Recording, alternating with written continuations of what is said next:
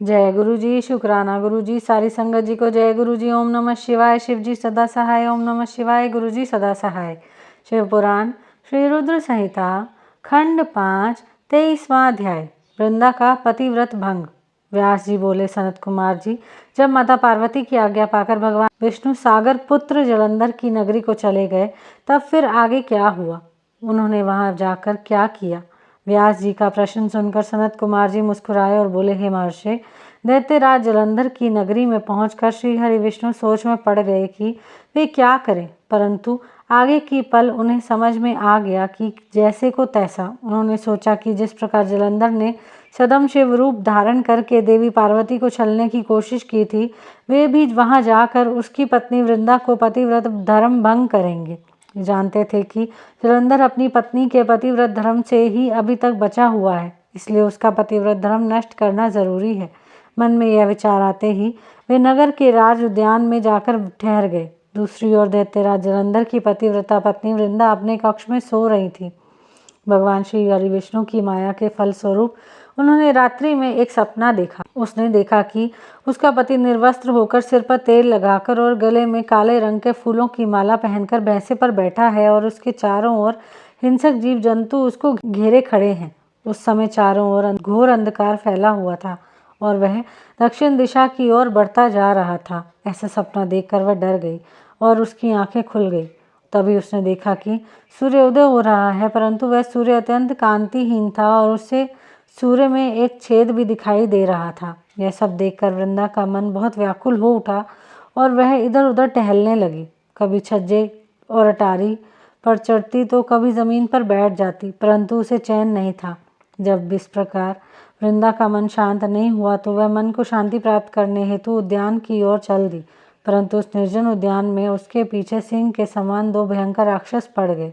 वृंदा उन्हें देखकर बहुत डर गई और अपने प्राणों की रक्षा करने के लिए वहां से भागने लगी। भागते हुए उसे सामने से आता एक तपस्वी दिखाई दिए।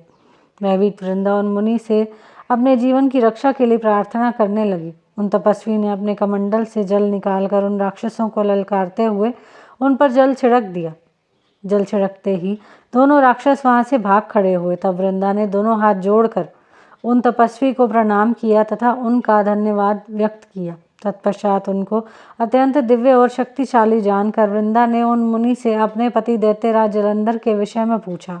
मुनि ने उत्तर दिया कि देवी, तुम्हारा पति तो युद्ध में मारा गया है। यह कहकर उन्होंने कुछ इशारा किया, जिसके फलस्वरूप दो वानर उनके सामने प्रकट हो गए।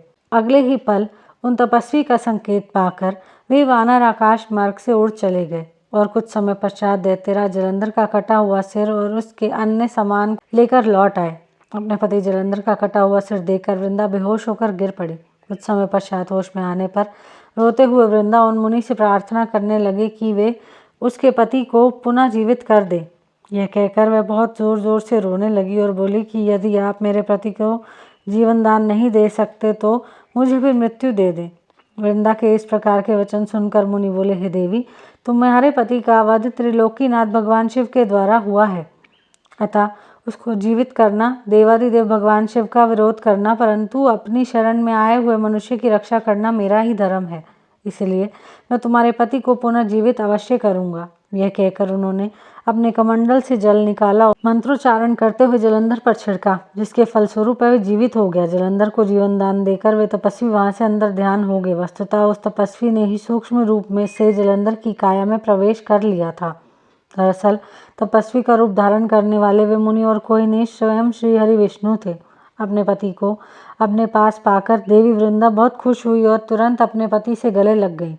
उसने उन सब बातों को भयानक स्वप्न समझकर भुला दिया। फिर बहुत समय तक उस छद्म वेशधारी जलंधर के साथ वन में ही रमण करती रही, परंतु मायावी की माया भला कब तक छिप सकती थी। एक दिन वृंदा को ज्ञात हो गया कि उसके साथ विहार करने वाला पुरुष और कोई नहीं, स्वयं श्री हरि विष्णु है, जो कि उसके पति का रूप धारण करके उसे छल रहे हैं। यह सारी सच्चाई जानकर देवी वृंदा बहुत दुखी हुई।